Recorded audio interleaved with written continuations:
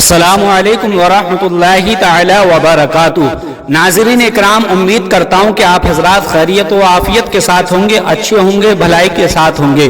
नाज़रीन इकराम, आप लोगों को ये जानकर आज बहुत खुशी होगी कि आज हम आपकी बारगाह में एक ऐसी दुआ लेकर के हाजिर हुए हैं जिसको आप पढ़ना नहीं है, सिर्फ सुनना है। इंशाअल्लाह ताला इस दुआ को आप सुनेंगे तो आपके बिगड़े हुए काम बन जाएंगे, आपका नसीबा चमक जाएगा। नाज़रीन इकराम, आज के दिन की खास दुआ होने वाली है और इस दुआ की खासियत ये है कि जो बंदा जो मकसद अपने दिल में रख करके इस दुआ को सुनता है तो अल्लाह ताला उसकी उस दुआ को पूरा कर देता है। नाज़रीन इकराम, इस दुआ की मैं आपसे क्या तारीफ करूं, इस दुआ की जितनी भी तारीफ की जाए वो कम ही कम है। नाज़रीन इकराम, आपको अपनी किस्मत पर नाज करना चाहिए कि आज आप ऐसी दुआ सुनने के लिए जा रहे हैं जिससे लोगों ने बहुत फायदा उठाया है और आज तक लोगों को इस दुआ से फायदा उठ रहा है। तो नाज़रीन इकराम, मैं चाहता हूं कि आप भी इस दुआ से फायदा उठाएं और एक मर्तबा अपनी किस्मत को आजमाएं। नाज़रीन इकराम, कोई आपको परेशानी हो रही है, कोई दिक्कत हो रही है, किसी उलझन में हैं आप, किसी टेंशन में हैं, कारोबार को लेकर के टेंशन में हैं, दुकानदारी को लेकर के टेंशन है या घर वालों को लेकर के टेंशनों में हैं। नाज़रीन इकराम, किसी दुश्मन ने आपके घर पर या दुकान पर, मकान पर या किसी भाई के ऊपर जादू टोना या असरात करा दिए हैं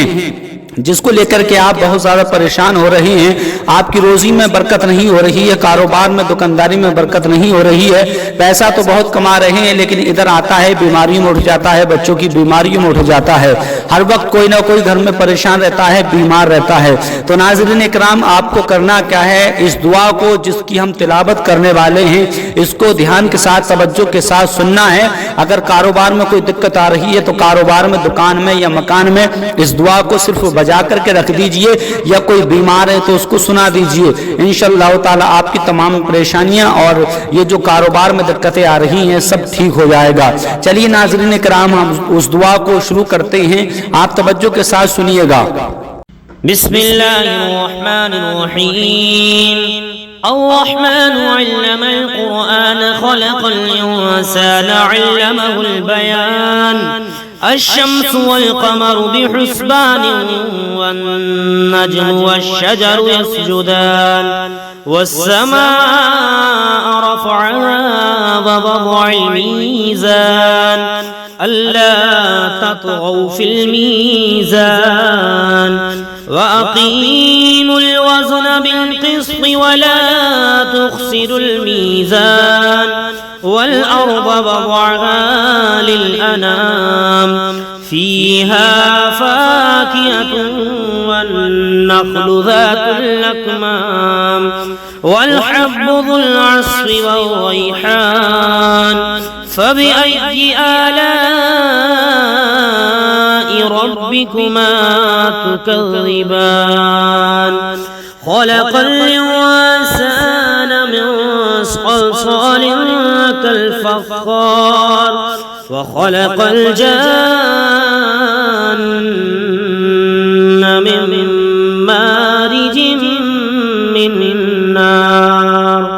فبأي آلاء ربكما تكذبان رب المشرقين ورب المغربين فبأي آلاء ربكما تكذبان مرج البحرين يلتقيان بينهما برزخ لا يبغيان فبأي آلاء ربكما تكذبان يخرج منهما اللؤلؤ والمرجان فبأي آلاء ربكما تكذبان وله الجوار المنشآت في البحر كالأعلام فبأي آلاء ربكما تكذبان كل من عليها فان ويبقى وجه ربك ذو الجلال والإكرام فبأي آلاء ربكما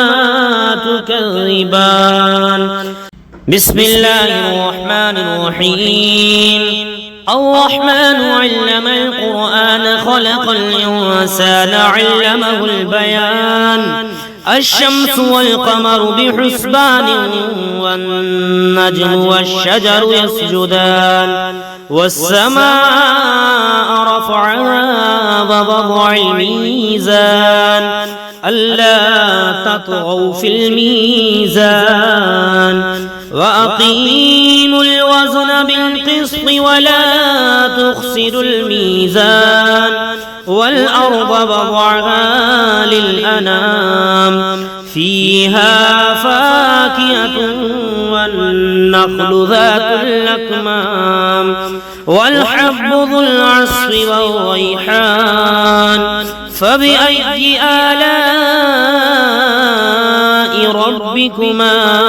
تكذبان خلق الإنسان من صلصال كالفخار وخلق الجان من مارج من نار فبأي آلاء ربكما تكذبان رب المشرقين ورب المغربين فبأي آلاء ربكما تكذبان مرج البحرين يلتقيان بينهما برزخ لا يبغيان فبأي آلاء ربكما تكذبان يخرج منهما اللؤلؤ والمرجان فبأي آلاء ربكما تكذبان وله الجوار المنشآت في البحر كالأعلام فبأي آلاء ربكما تكذبان كل من عليها فان ويبقى وجه ربك ذو الجلال والإكرام فبأي آلاء ربكما تكذبان بسم الله الرحمن الرحيم الرحمن علم القرآن خلق الإنسان علمه البيان الشمس والقمر بحسبان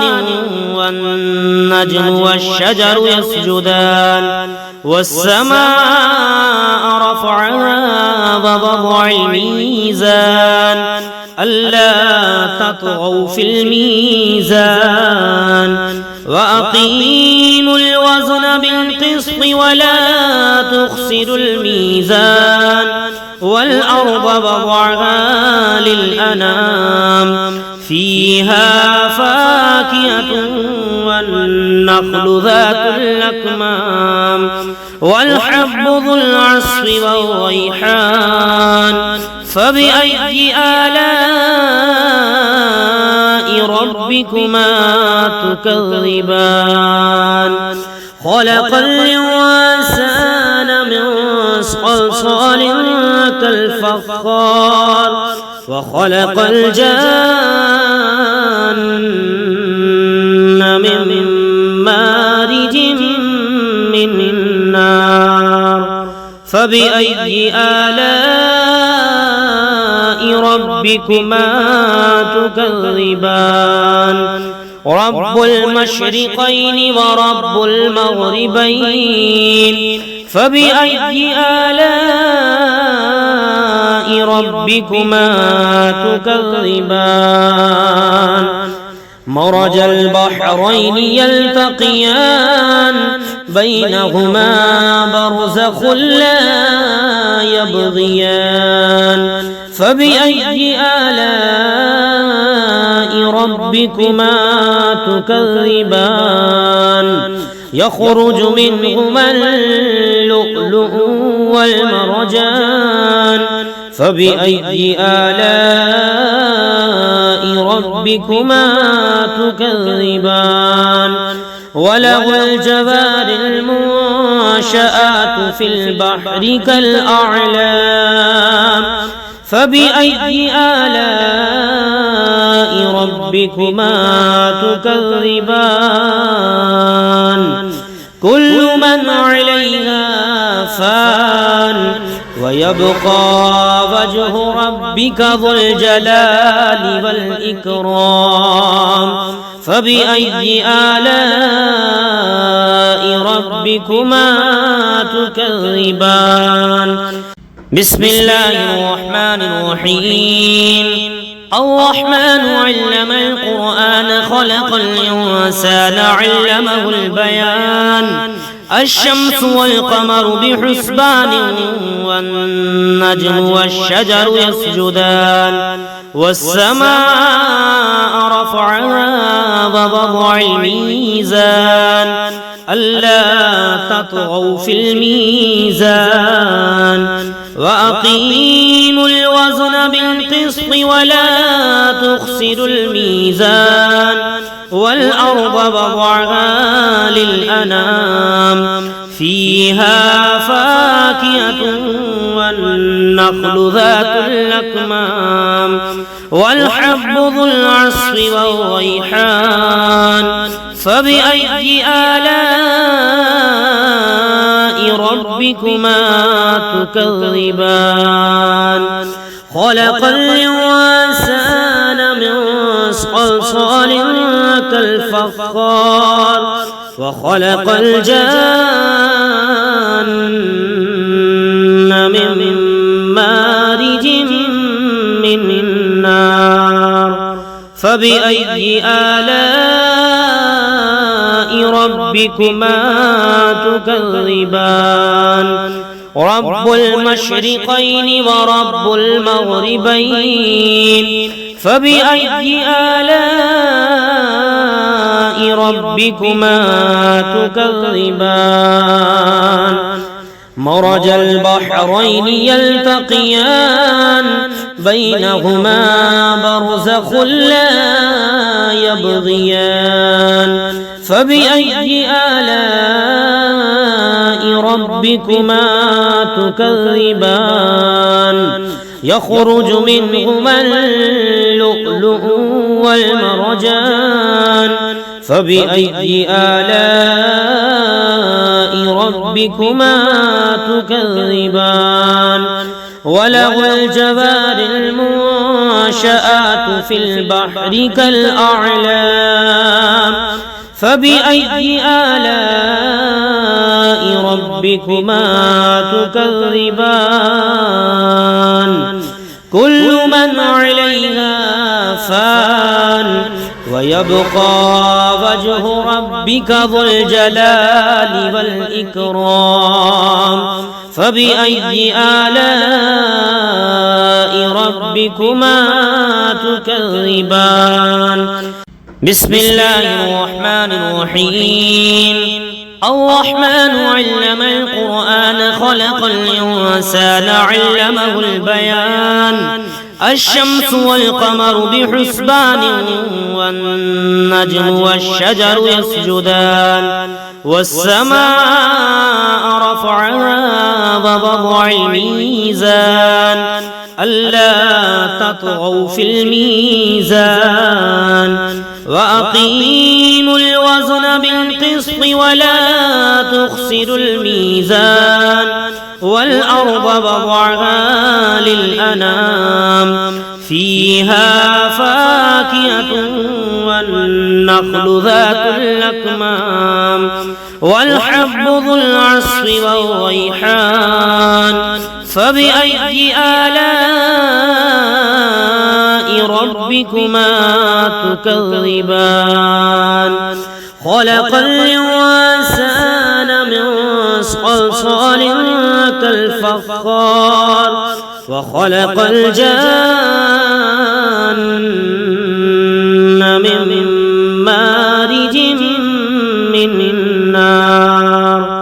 فبأي آلاء ربكما تكذبان رب المشرقين ورب المغربين فبأي آلاء ربكما تكذبان مرج البحرين يلتقيان بينهما برزخ لا يبغيان فبأي آلاء ربكما تكذبان يخرج منهما اللؤلؤ والمرجان فبأي آلاء ربكما تكذبان وله الجوار المنشآت في البحر كالأعلام فبأي آلاء ربكما تكذبان كل من عليها فان